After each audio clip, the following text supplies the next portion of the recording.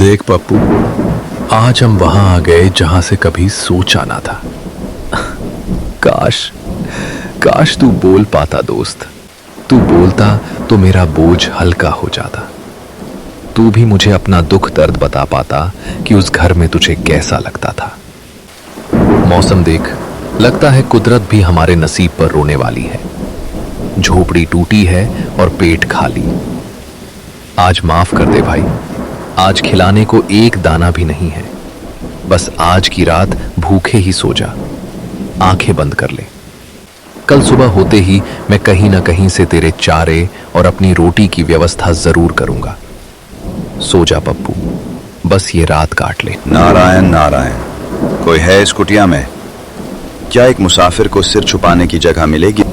देख पप्पू, लगता है बाहर कोई मुसीबत में है। इतनी भारी बारिश में कोई भीग रहा है। हमें अपनी फिक्र छोड़कर उनकी मदद करनी चाहिए। अरे बाबा, बाहर क्यों खड़े हैं? चले आइए अंदर, ये आपका ही घर है। झोपड़ी टूटी है पर आपका स्वागत है। बहुत बहुत धन्यवाद बच्चा। अगर आज ये छत ना मिलती तो ये बूढ़ा शरीर इस बारिश को ना झेल पाता। खुश रहो। प्रणाम बाबा, आप थक गए होंगे। यहां सूखी घास पर लेट जाइए, आराम कीजिए। बच्चा, आराम तो तब मिले जब पेट की आग शांत हो। बड़ी भूख लगी है, क्या कुछ खाने को मिलेगा? बाबा मैं क्या बताऊं, मेरी किस्मत ही ऐसी है कि आज मेरे पास आपको देने के लिए एक दाना भी नहीं है। मैं खुद आज यहाँ खाली हाथ आया हूं। कोई बात नहीं बेटा। नहीं बाबा, आप निराश मत होइए। आप बस थोड़ी देर इंतजार कीजिए। पास ही एक बगीचा है, मैं अभी बारिश में जाकर आपके लिए कुछ ताजे फल तोड़ कर लाता हूं। अतिथि को भूखा सुलाना पाप है।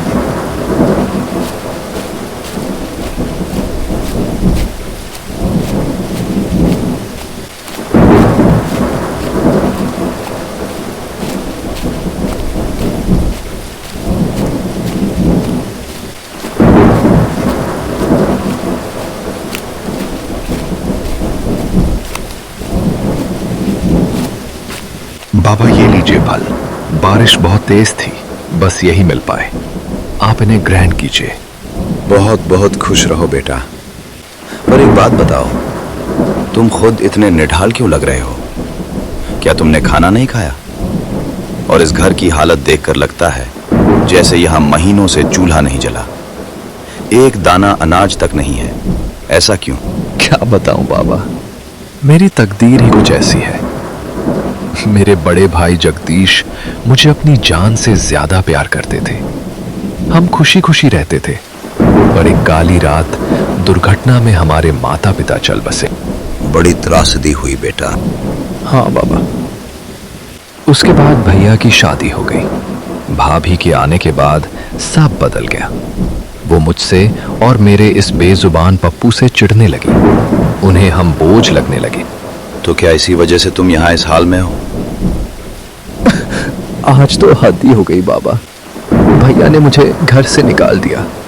उन्होंने कहा, बस बहुत हुआ, अब एक पल भी इस घर में तेरी जरूरत नहीं है। अपनी ये फटी हुई चादर उठा और दफा हो जा यहां से। भैया ये आप क्या कह रहे हैं? ये घर, ये तो पिताजी की निशानी है।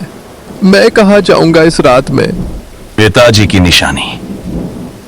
वारे लाडले, पिताजी तो वसीयत में तेरे लिए ये गधा छोड़ गए हैं ना। बस इसी को लेकर अपनी दुनिया बसा ले। वैसे भी खुद के खाने का ठिकाना नहीं है, ऊपर से इस मनहूस जानवर का बोझ हम क्यों उठाएं? भाभी, गधा तो बेजुबान है, ये भी तो परिवार का हिस्सा है। और मैं तो दिन भर खेतों में खटता हूं। क्या मुझे 2 रोटी और एक छत का भी हक नहीं? हक की बात मत कर भोला, हक बराबर वालों में होता है। तू तो गले की फांस बन गया है। जा, वो खेत वाली पुरानी झोपड़ी खाली पड़ी है, वहीं जाके अपनी गृहस्थी जमा। यहां तेरे लिए कोई जगह नहीं है। और सुन, इस साले गधे को भी साथ ले जा, वरना मैं इसे कसाई को बेच दूंगा। भैया ऐसा मत कहिए। माँ बाप के जाने के बाद आप ही तो मेरे सब कुछ थे। मुझे घर से मत निकालिए। मैं दुगना काम करूंगा। मैं जमीन पर सो जाऊंगा, रूखी सूखी खा लूंगा, पर मुझे अपनों से दूर मत कीजिए। अपनों से दूर? अरे तू है कौन हमारा? माँ बाप मरे तो तू क्यों बच गया? तू भी उनके साथ ही क्यों नहीं चला गया? कम से कम हमारे सिर से ये बला तो टलती। भाभी, आप मौत मांग रही हैं मेरे लिए। भैया, आप भी यही चाहते हैं? जो माया कह रही है वही सच है। तू बोझ है भोला, सिर्फ बोझ। तेरी शक्ल देखकर मेरा खून खलता है। भैया, मैं कुएं से पानी भरूंगा, लकड़ियां काटूंगा, जो कहोगे वो करूंगा, बस घर के एक कोने में पड़ा रहने दो। मैं इस चौखट के बाहर कदम रखूंगा तो जी नहीं पाऊंगा। तेरी ये नाटकबाजी अब मुझ पर काम नहीं करेगी। सीधा सीधा सुन ले, अगर तू कल सुबह होने से पहले यहां से नहीं गया तो मैं खुदकुशी कर लूंगा, अपनी जान दे दूंगा मैं। और याद रखना, मेरी मौत का जिम्मेदार सिर्फ और सिर्फ तू होगा। भैया, ये क्या अनर्थ बोल रहे हैं आप? आप मेरी वजह से अपनी जान देंगे? हाँ, देख ले, तेरी वजह से इस घर की शांति जल रही है। अगर तुझे अपने भाई की जान प्यारी है तो निकल जा यहां से इसी वक्त। ठीक है भैया, आज आपने भाई के रिश्ते को मौत के तराजू पर तौल दिया। जिस भाई के लिए मैंने अपनी जवानी खेतों में गला दी, वही भाई आज अपनी जान की दुहाई देकर मुझे पराया कर रहा है। तो जा फिर, खरा क्या देख रहा है? जा रहा हूं, पर एक बात कान खोल के सुन लीजिए। आज तक मैंने आपको भगवान माना, पर आज आपने उस भगवान का मंदिर खुद ही ढा दिया। आपने कहा ना कि मैं बोझ हूं। ठीक है, अब कभी भी इस घर की चौखट पे मेरी लात नहीं पड़ेगी। बड़ी बड़ी बातें मत कर। भूख लगेगी तो यही कुत्ते की तरह दुम हिलाते आएगा। नहीं भाभी, आज भूख मर गई। आज से भोला का ना कोई घर है ना कोई भाई। मेरे पास बस ये बेजुबान गधा है जो कम से कम आपकी तरह डसता तो नहीं है। जबान मत लला, निकल यहां से।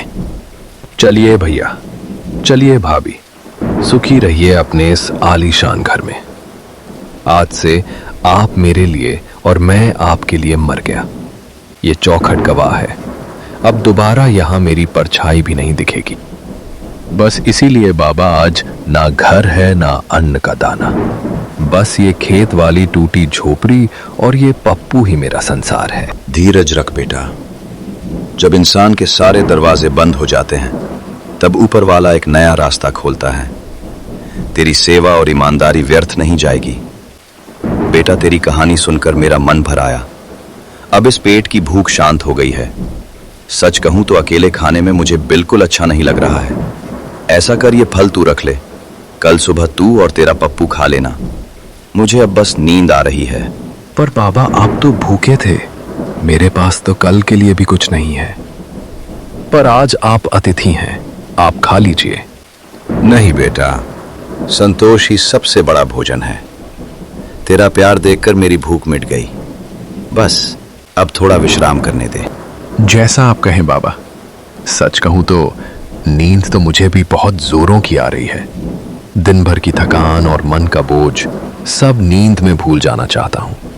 और फिर इस बरसती रात में टपकती छत के नीचे सोने का मजा ही कुछ अलग होता है। कम से कम यहां वो कड़वी बातें सुनने को तो नहीं मिलेंगी। सही कहा बेटा, सो जा, गहरी नींद सो जा। ठीक है बाबा, शुभ रात्रि। पप्पू, तू भी सो जा भाई।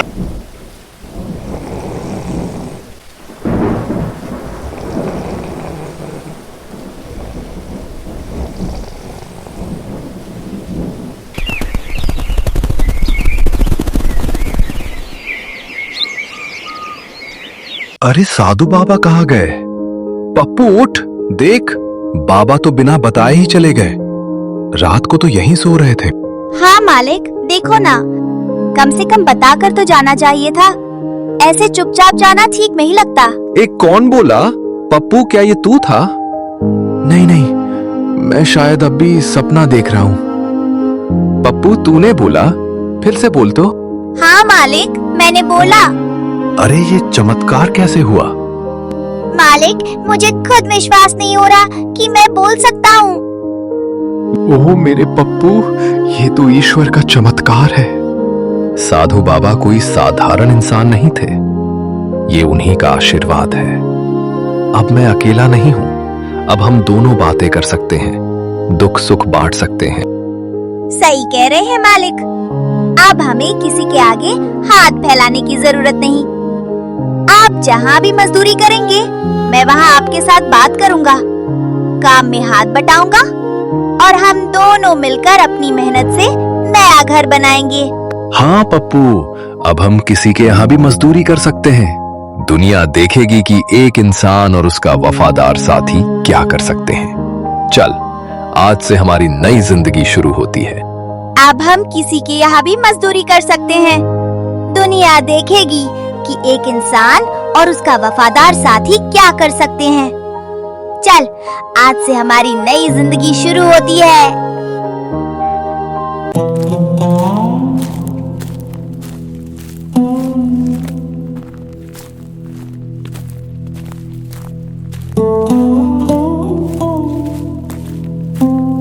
राम राम मुखिया जी।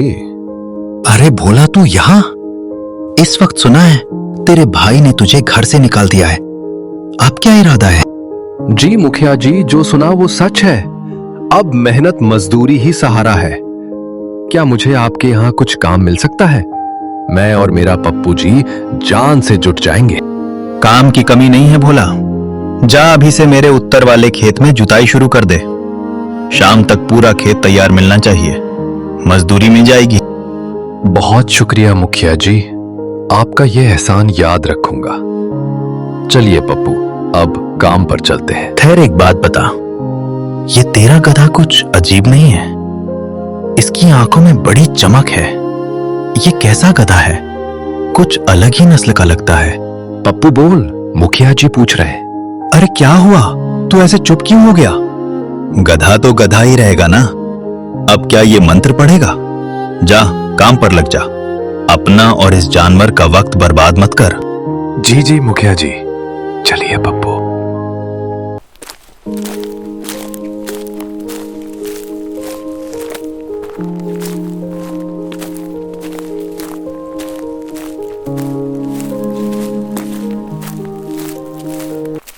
अरे पप्पू, अब तो बता दे भाई, वहां मुखिया जी के सामने तूने मुंह क्यों नहीं खोला?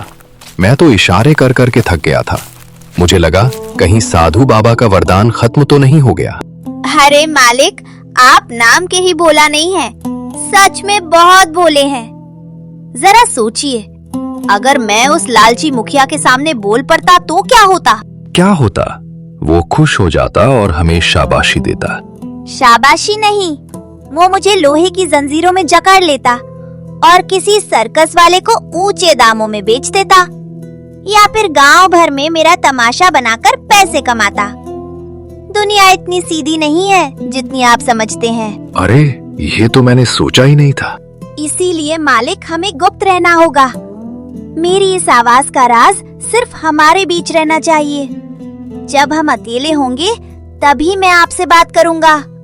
बाहर की दुनिया के लिए मैं सिर्फ एक मामूली गधा हूँ जो बोझ ढोता है। तूने मेरी आंखें खोल दी पप्पू। तू तो सच में मुझसे बड़ा समझदार निकला। तू ठीक कह रहा है, ये राज ही रहना चाहिए। आप बातें छोड़िए और काम शुरू कीजिए। मुखिया ने बहुत काम दिया है। हाँ भाई, ठीक है। चलो जल्दी जल्दी ये काम खत्म करते हैं और सूरज ढलने से पहले अपनी झोपड़ी चलते हैं। आज मेहनत की रोटी खाएंगे और चैन की नींद सोएंगे।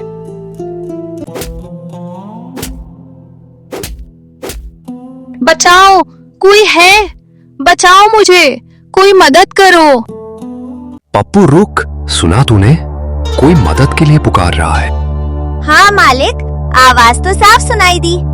किसी मुसीबत की आवाज लग रही है।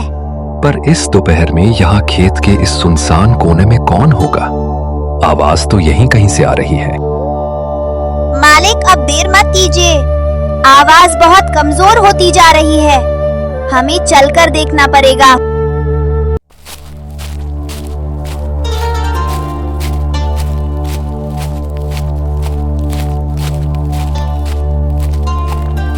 कहीं कोई कुएं में तो नहीं गिर गया या किसी जंगली जानवर ने हमला तो नहीं कर दिया?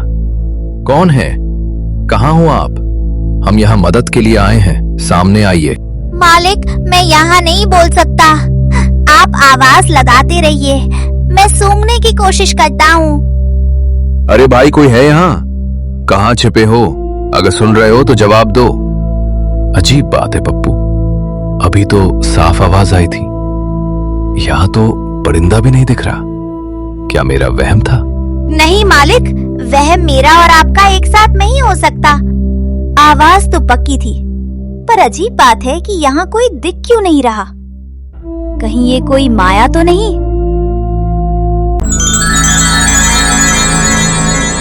बाप रे, पप्पू देख, जीन भाग यहाँ से। डरो नहीं इंसानों, मैं तुम्हें नुकसान पहुंचाने नहीं आया हूँ। मैं तो स्वयं संकट में हूँ। क्या तुम मेरी मदद कर सकते हो? मालिक ये तो बोल रहा है। क्या आज सबको बोलने का दौरा पड़ा है? क्या, कैसी मदद? हम तो मामूली मजदूर हैं, हम एक जीन की क्या मदद कर सकते हैं? मेरे भाई नागेश्वर को दुष्ट काल केतु राक्षस ने कैद कर लिया है।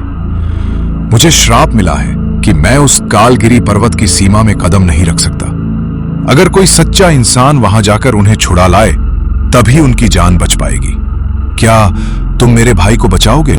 मुझे माफ कर दो, मैं सीधा साधा इंसान हूँ। राक्षस पर्वत, ये सब मेरे बस की बात नहीं। मुझे अपनी जान प्यारी है। और मेरा भी यही जवाब है। मैं गधा हूँ, कोई योद्धा नहीं। राक्षस हमें कच्चा चबा जाएगा। आप किसी और को ढूंढ लीजिए, हम आपकी मदद नहीं कर सकते। अब आप जाइए यहाँ से। मत ठुकराओ मुझे, तुम दोनों का दिल साफ है, इसलिए मैं तुम्हारे पास आया हूं। मैं कल तक इसी जगह तुम्हारा इंतजार करूंगा। मुझे विश्वास है कि तुम आओगे। भाई, मैंने कह दिया ना, हम कल भी नहीं आएंगे। हमारे पीछे मत पड़ो। और हाँ, एक सलाह सुन लो, यहाँ इस तरह अकेले मत रुकना। इस इलाके में चोर लुटेरे घूमते रहते हैं। अगर उन्होंने तुम्हें देख लिया तो तुम्हें पकड़कर बेच देंगे या लूट लेंगे। अपनी जान बचाओ और यहाँ से जाओ। जा रहा हूं घर, तुम भी जाओ यहाँ से। डरो नहीं, हिम्मत रखो, सब अच्छा होगा। Bye bye. पप्पू सो गया क्या? कहा मालिक, आंखों के सामने वही जीन और कालगिरी पर्वत घूम रहा है। पहली बार किसी जीन को इंसानों की तरह रोते देखा। सच कहूं तो मेरा मन कचोट रहा है। हमें उसकी मदद करनी चाहिए थी। पप्पू वो कितना लाचार लग रहा था। सोच, अगर हमारे ऊपर कोई मुसीबत आती और कोई मदद न करता तो। बात तो आपकी ठीक है मालिक, पर डर भी तो लगता है। अगर ये कोई माया जाल हुआ तो क्या पता वो राक्षस काल केतु हमें देखते ही चट कर जाए। देख पप्पू, अगर माया जाल भी हुआ तो भी हम सच जानना चाहेंगे।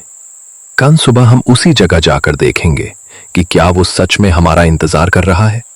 अगर वो वहीं मिला तो इसका मतलब उसका दुख सच्चा है। तब हम उसकी मदद जरूर करेंगे। ठीक है मालिक, आप जैसा कहें। अगर वो अपनी बात का पक्का निकला और सुबह वही मिला तो मैं भी अपनी पीठ पर आपको बिठाकर कालगिरी पर्वत तक ले जाने को तैयार हूँ। आखिर जान तो एक दिन जानी ही है, क्यों ना किसी अच्छे काम के लिए जाए। शाबाश मेरे दोस्त, तूने मेरा दिल जीत लिया। चल अब थोड़ा सो जाते, वरना कल थकान की वजह से चल भी नहीं पाएंगे। हाँ मालिक, सो जाइए। कल सुबह का सूरज हमारे लिए एक नया और खतरनाक रास्ता लेकर आने वाला है। शुभ रात्रि।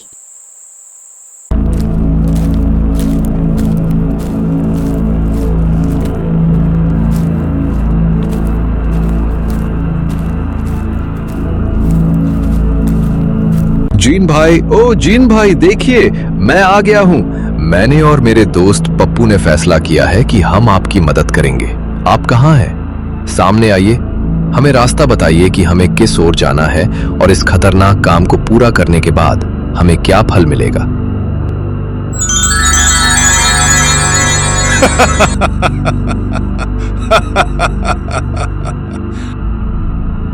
धन्यवाद, कोटि कोटि धन्यवाद। मुझे पता था कि तुम जैसा दयालु इंसान अपनी बात से पीछे नहीं हटेगा। तुमने मुझ अभागे पर जो उपकार किया है उसे मैं कभी नहीं भूलूंगा। भाई वो सब तो ठीक है, पर रास्ता बताइए और हमें क्या सावधानी रखनी होगी। सुनो भोला, रास्ता आसान नहीं है। कालगिरी पर्वत तक पहुंचने के लिए तुम्हें मायावी वन से गुजरना होगा। उस जंगल में कदम कदम पर मुसीबतें हैं, भटकाने वाली आवाजें, खूंखार जानवर और राक्षस काल केतु के जासूस। मालिक, मैंने कहा था ना, मुसीबतें हमारा इंतजार कर रही हैं। मैं तो एक साधारण सा गधा हूँ, मैं इन सब का सामना कैसे करूँगा? नहीं पप्पू, तुम अपने आप को साधारण समझने की भूल मत करो। क्या तुम्हें लगता है कि एक साधारण गधा इंसानों की तरह बोल सकता है? इसका क्या मतलब है? भोला, ये तुम्हारा साथी कोई आम जानवर नहीं है। ये उस महान साधु की दिव्य शक्तियों और आशीर्वाद से बना है जो कल रात तुम्हारी झोपड़ी में आए थे। पप्पू के अंदर अद्भुत शक्तियां छिपी हैं, जिनका एहसास उसे उसी भयानक जंगल में होगा। जब जब तुम मुसीबत में होगे, इसकी शक्तियां जागृत होंगी। क्या पप्पू तेरे अंदर जादुई शक्तियां हैं? और मुझे लगा तू बस घास खाना और बोझ ढूंढना जानता है।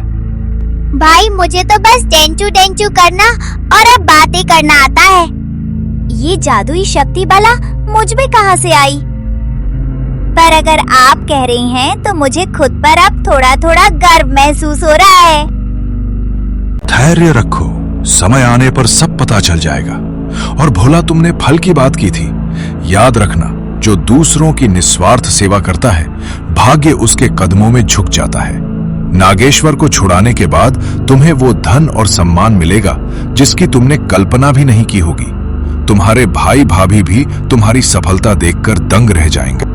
मुझे धन का लालच नहीं है भाई, बस मुझे और पप्पू को एक सम्मान की जिंदगी चाहिए। हमें मंजूर है, हम जाएंगे। तो चलो मेरे साथ, मैं तुम्हें जंगल की सीमा तक छोड़ देता हूं, जहां से तुम्हारी परीक्षा शुरू होगी। अपनी हिम्मत बनाए रखना और एक दूसरे का साथ कभी मत छोड़ना।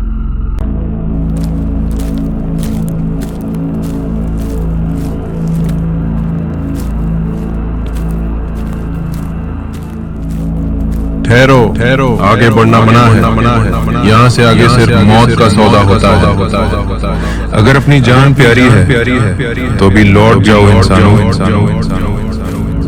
पप्पू, ये कौन बोला? क्या पेड़ों के भी मुंह होते हैं? कौन हो तुम? सामने आओ। मेरे मार्ग में बाधा बनने का दुस्साहस मत करो।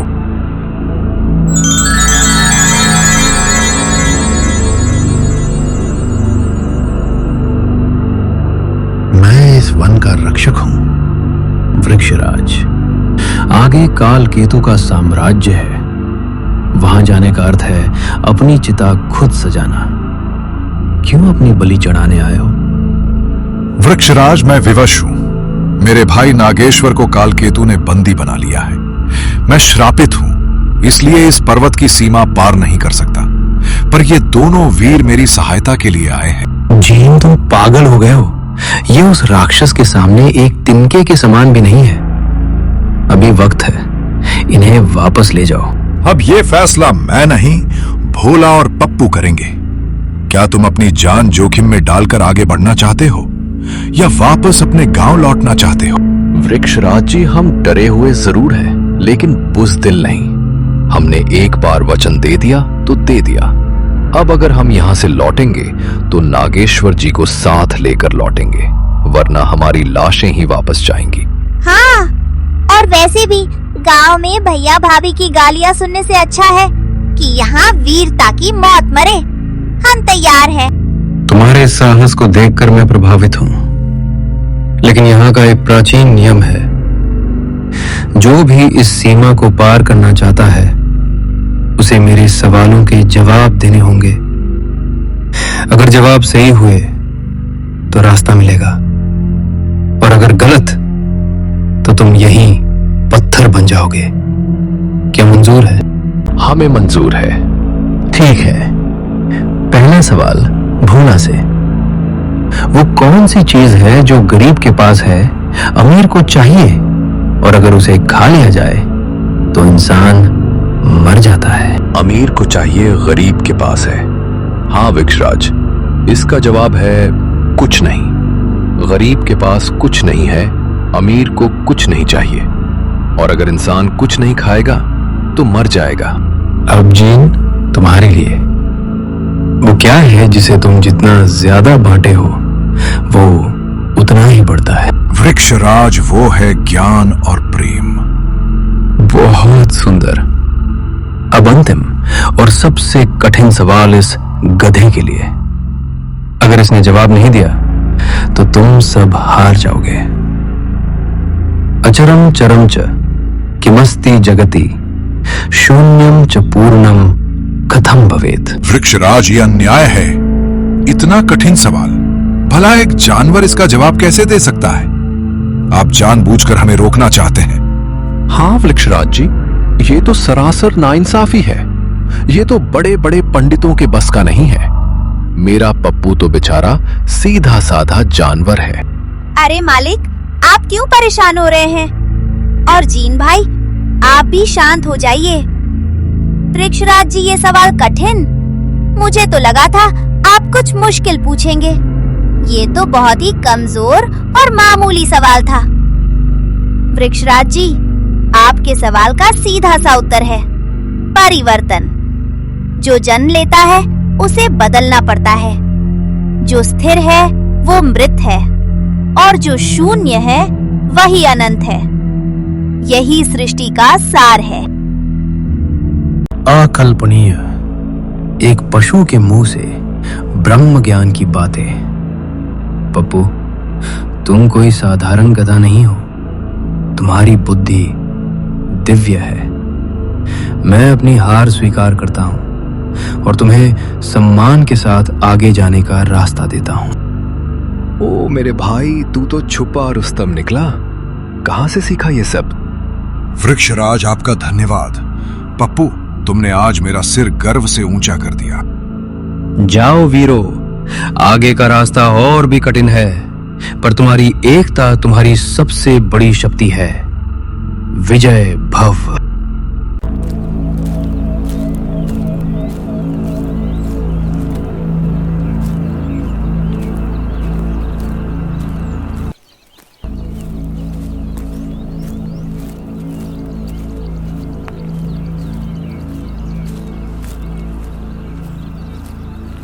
भोला, मुझे कुछ हो रहा है। मेरी शक्तियां जमींदोज हो रही है। ऐसा लग रहा है जैसे कोई मेरी आत्मा को जकड़ रहा है। भाई, आप ही नहीं, मेरी आंखों के सामने अंधेरा छा रहा है। मेरा शरीर पत्थर का होता जा रहा है। पप्पू, मुझे बचाओ। मैं हिल नहीं पा रहा हूँ। क्या? आप दोनों को क्या हुआ? मुझे तो कुछ भी महसूस नहीं हो रहा। मुझे तो ऐसा लग रहा है जैसे मैं और भी ताजा और शक्तिशाली हो गया हूँ।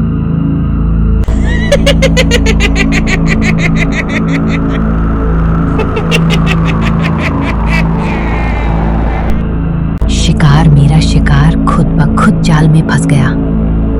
बेवकूफों, तुम्हें क्या लगा कि कालगिरी की सीमा में कदम रखोगे और मेरी नजरों से बच जाओगे?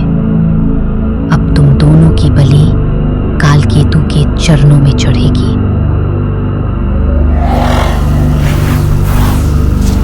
हे, ये क्या? मेरा जादू इस बदसूरत जानवर पर काम क्यों नहीं किया? तो पिंजरे के अंदर क्यों नहीं है? बदसूरत किसे बोला बुढ़िया? और सुन, तेरा ये सस्ता जादू मुझ पर काम नहीं करेगा। मैं कोई आम गधा नहीं हूँ। मुझे अब अपनी शक्तियों पर पूरा विश्वास हो गया है। साधु बाबा की कृपा जिसके साथ हो, तेरा काला जादू उसका बाल भी बांका नहीं कर सकता। खामोश मामूली जानवर, तेरी इतनी हिम्मत कि तुम महान मायावी डायन को ललकारे। अब तो मेरी काली शक्तियों का असली रूप देख। तुझे राख बना दूंगी। पप्पू, भाग जाओ, ये तुम्हें मार देगी।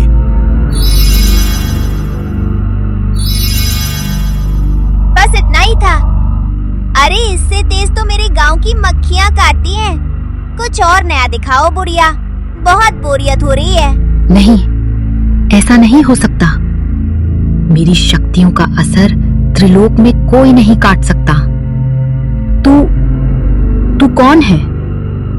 तू कोई साधारण गधा नहीं है। तू कोई देवता है या कोई सिद्ध पुरुष? मैं तेरा काल हूँ। अगर चाहती है कि मैं तेरी ये टेढ़ी गर्दन ना तोड़ दूं, तो चुपचाप मेरे मालिक और जीन भाई को आजाद कर दे, वरना आज इस जंगल में तेरी हड्डियों का ढेर लग जाएगा। मुझे जाने दो, मुझे माफ कर दो। मैं समझ गई, तुम दिव्य शक्तियों के स्वामी हो। मैं तुम्हारे रास्ते में कभी नहीं आऊंगी।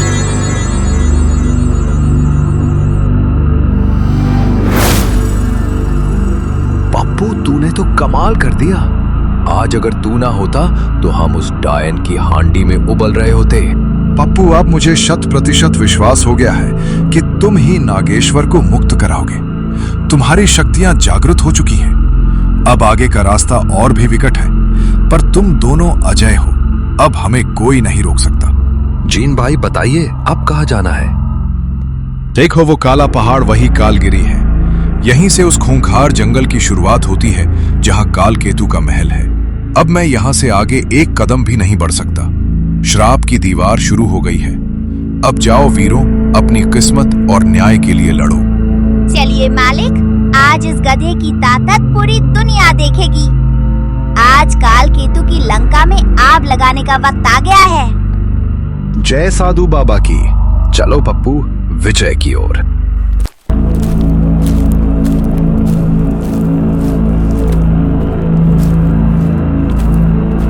बचाओ, कोई है, मर गया। मुझे बचा लो। भोला कहाँ है तू भाई? उफ, ये कांटे, मर गया मैं। जगदीश जी, हमें यहाँ छोड़कर भोला चला गया। वो हमें खा जाएंगे। पप्पू रुक, सुना तूने? ये तो भैया और भाभी की आवाजें हैं। ये इस भयानक जंगल में कैसे आ गए? जरूर वो किसी बड़ी मुसीबत में है। चलो जल्दी ढूंढो उन्हें। अरे मालिक, होश में आओ, खुद को संभालो। ये मायावी जंगल है। यहाँ जो दिखता है वो होता नहीं, और जो होता है वो दिखता नहीं। ये सब छल है। नहीं पप्पू, वो देखो, झाड़ियों के पीछे से भैया का कुर्ता दिख रहा है। मैं उन्हें इस हाल में नहीं छोड़ सकता। वो मेरे बड़े भाई हैं। अरे मर जाने दो साले को, जाने दो उस भाभी को भी बाहर में। आज हम इस हाल में, इस मौत के जंगल में किसकी वजह से हैं? उन्हीं की वजह से ना। उन्होंने तुम्हें दूध में से मक्खी की तरह निकाल फेंका था। आज कुदरत उनका हिसाब कर रही है, तो तुम क्यों बीच में पड़ रहे हो? पप्पू, ये तू क्या बोल रहा है? तेरी मती मारी गई है क्या? वो मेरे खून के रिश्ते हैं। खून का रिश्ता? जब वो तुम्हें घर से निकाल रहे थे तब कहा था वो खून। जब भाभी तुम्हें मनहूस कह रही थी तब कहा था रिश्ता। लेकिन तुम बुद्धू हो। मेरे मन में उनके लिए सिर्फ नफरत भरी है। उन्हें तड़प तड़प कर मरने दो, तभी कलेजे को ठंडक मिलेगी। चुप कर पप्पू, पागल हो गए हो तुम। एक जानवर होके ऐसी जहरीली बात कर रहे हो। संस्कार और दया क्या साधु बाबा ने तुम्हें नहीं सिखाई? चाहे वो कितने भी बुरे हों, पर मैं उन्हें अपनी आंखों के सामने मरते नहीं देख सकता। मालिक, मुझे ये क्या हो रहा है? ये शब्द मेरे मुंह से कैसे निकले? मेरा दिमाग ऐसा लग रहा है जैसे कोई अंदर से मेरी सोच को बदल रहा है। पप्पू, क्या हुआ? मालिक, ये जंगल का जादू है। ये हमारी कमजोरियों और नफरत को हथियार बना रहा है। ये जंगल चाहता है कि हम अपनों से नफरत करें और अकेले पड़ जाएं। माफ करना मालिक, मेरे अंदर की करवाहट को इस माया ने बढ़ा दिया था। मैं समझ गया, ये हमारी परीक्षा है, लेकिन आवाजें तो असली लग रही हैं। चलो एक बार देख लेते हैं। अगर वो सच में मुसीबत में है तो मैं उन्हें छोड़ूंगा नहीं। ठीक है मालिक, चलिए देखते हैं, पर सावधान रहिएगा। अपनी लाठी कस के पकड़िए, झाड़ियों के पीछे भाई भी हो सकता है और कोई खूंखार राक्षस भी।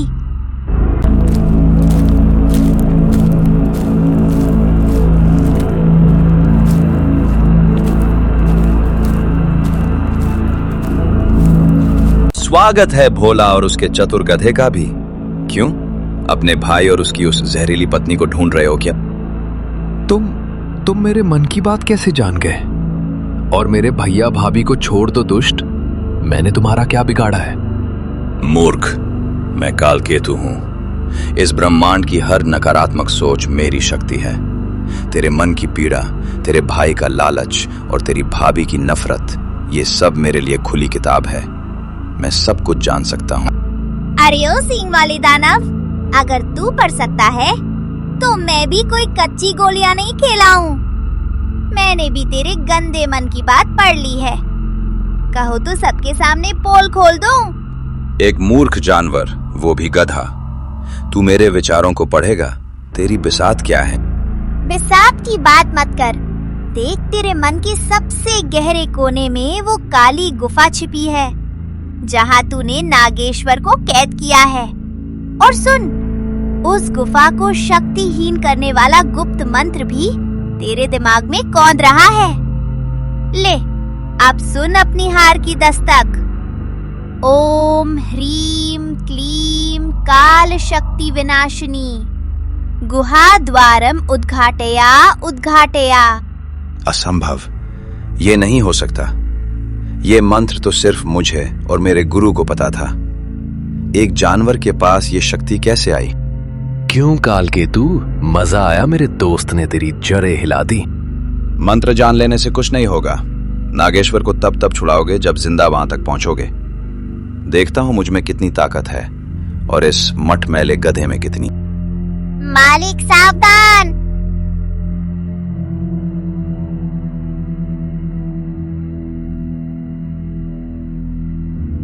पप्पू, ये सब क्या है? मैं इस गोले में क्यों हूँ? मालिक, ये ब्रह्म कवच है। अब इस राक्षस की कोई भी बुरी शक्ति आपको छू नहीं पाएगी। आप बस वहीं खड़े होकर तमाशा देखिए। अपना ध्यान रखना भाई, ये बहुत मायावी है। चिंता मत कीजिए मालिक, रुकिए। आज से इसकी नानी नहीं, इसकी अम्मा याद दिलाता हूँ। ओ कालकेतु, शुरू करें? तू बचेगा नहीं, तामसिक माया प्रकट हो।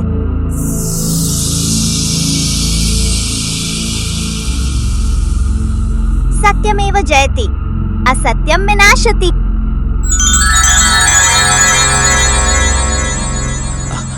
असंभव, ये कैसी आग है?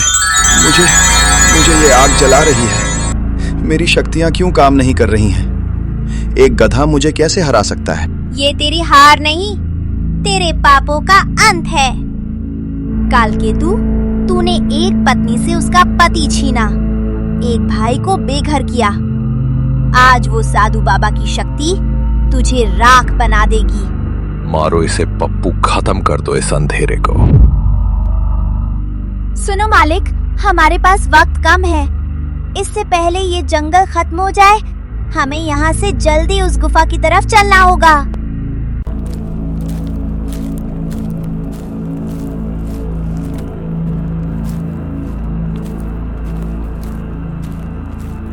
पप्पू जल्दी करो, गुफा का दरवाजा तो खुल गया है पर अंदर जाने की हिम्मत नहीं हो रही। ऐसा लग रहा है जैसे ये गुफा हमें निगल जाएगी। रुकिए मालिक, जल्दबाजी मत कीजिए।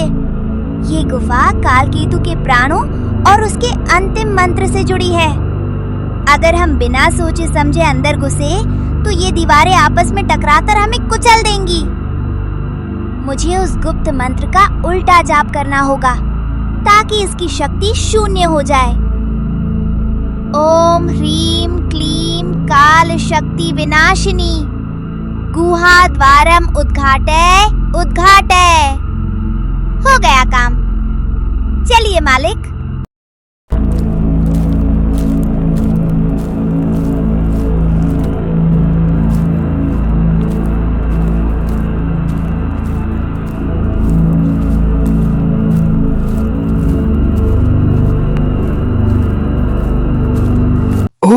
मैं आजाद हूं। तुम दोनों कौन हो? इस नरक में मुझे बचाने वाले तुम वीर, तुम्हारा धन्यवाद कैसे करूं? नागेश्वर, धन्यवाद। और परिचय का वक्त बाद में आएगा। पहले यहाँ से निकलिए। काल केतु के मरते ही ये पूरी माया खत्म होने वाली है। ये पहाड़ और ये जंगल कुछ ही मिनटों में जमीन में धंस जाएगा। अगर हम तुरंत नहीं निकले तो हम सब यहीं दफन हो जाएंगे। हाँ महाराज, पप्पू सही बोल रहा है। चलो। रुकिए, बाहर भागने का समय नहीं है। ये जंगल अब एक दलदल बन चुका है। तुम पैदल नहीं निकल पाओगे।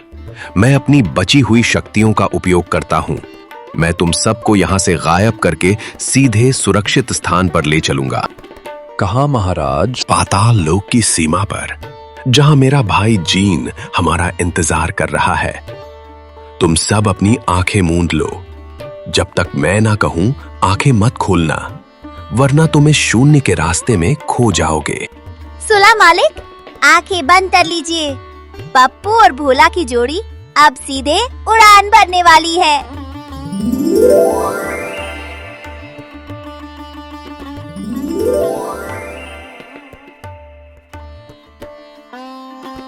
भाई जीन। पप्पू देख, आखिर जीत हमारी ही हुई। हाँ मालिक, और अब देखिए असली इनाम तो अब शुरू होगा। मेरे भाई ये वही वीर हैं जिन्होंने अपनी जान हथेली पर रखकर आपको काल केतु के चंगुल से छुड़ाया है। अगर भोला का साहस और पप्पू की बुद्धिमानी न होती तो मैं कभी आपको वापस न ला सकता। भोला पप्पू, तुम दोनों ने जो उपकार मुझ पर और पूरे पाताल लोक पर किया है, उसका मोल चुकाना असंभव है। फिर भी मैं तुम्हें खाली हाथ नहीं जाने दे सकता। मांगो भोला, क्या चाहिए तुम्हें? अपार धन दौलत, सोने चांदी के महल या लंबी आयु? जो मांगोगे वही मिलेगा। महाराज, मुझे धन दौलत का मोह नहीं है। सोना चांदी तो आज है, कल चला जाएगा। अगर आप देना ही चाहते हैं तो बस मेरे भैया भाभी को वापस पहले जैसा कर दीजिए। इनकी बुद्धि पर जो लालच और ईर्ष्या का पर्दा पड़ा है उसे हटा दीजिए, ताकि हम फिर से एक खुशहाल परिवार की तरह रह सकें। इतना बड़ा दिल जिन्होंने तुम्हें घर से निकाला, तुम उन्हीं का भला मांग रहे हो। धन्य हो तुम भोला। तथास्तु। आज से तुम्हारे भैया भाभी के मन से सारा मैल साफ हो जाएगा और वे तुम्हें फिर से वही पुराना प्यार देंगे। और तुम पप्पू, तुमने तो अपनी शक्तियों से काल केतु को धूल चटा दी। तुम्हें क्या चाहिए? क्या तुम हमेशा के लिए इंसान बनना चाहते हो? नहीं महाराज, इंसान बनकर मैं क्या करूँगा? इंसानों से ज्यादा अकल तो आजकल हम जानवरों में है। मेरी मुराद अभी उधार ही रहने दीजिए। जब कभी भविष्य में कोई बड़ी मुसीबत आएगी तब मैं आपसे अपनी मन की मुराद मांग लूंगा। अभी तो बस आज्ञा दीजिए। हम वापस अपने गांव और अपने मालिक के घर जाना चाहते हैं। जैसी तुम्हारी इच्छा। तुम दोनों की जोड़ी युगों युगों तक याद रखी जाएगी। अलविदा दोस्तों, हम बहुत जल्द फिर मिलेंगे।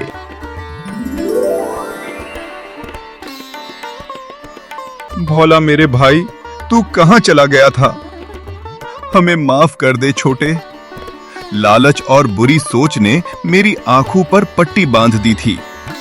मैं कैसा अभागा भाई हूं जिसने तुझे घर से निकाला।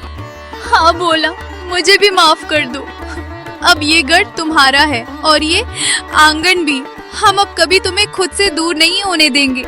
भैया भाभी, बस आपने ये बोल दिया, मेरी सारी थकान मिट गई। मुझे आपसे कोई शिकायत नहीं है। देखिए, हमारा पप्पू भी वापस आ गया है। हे भगवान, कैसा है तू पप्पू?